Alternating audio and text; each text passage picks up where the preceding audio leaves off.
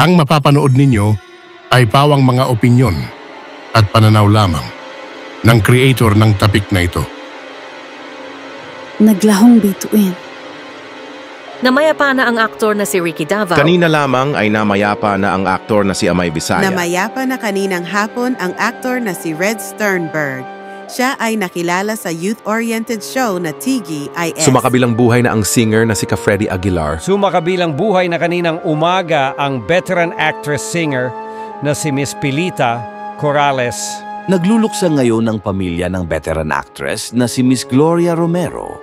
Naging topic natin ang nangyayaring pagkakasunod, sunod na pagkawala o pagyao ng mga batikang artista at showbiz personality.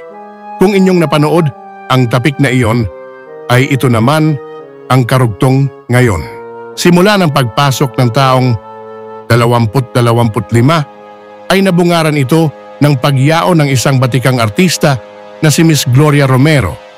At mula noon ay nakakagulat ang pagkakasunod-sunod ng pagyao ng mga taga-showbiz people.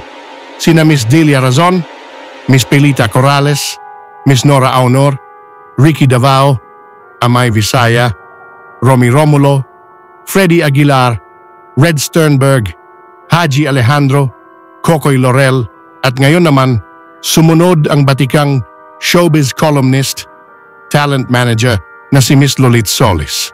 May gusto bang ipahiwatig ang mga pangyayaring ito para sa Pinoy showbiz world? Sana ay wala nang sumunod pa, ngunit hindi natin hawak ang kasalukuyan. Maaaring minuto, araw at oras ay may sumunod sa mga namayapang mga bituin na ito. Ngunit tayo ay maging mapanalangin lagi sa ating Panginoong Diyos na tayo ay Kanyang iligtas sa araw-araw. At kaya nga maging alerto sa ating kalusugan.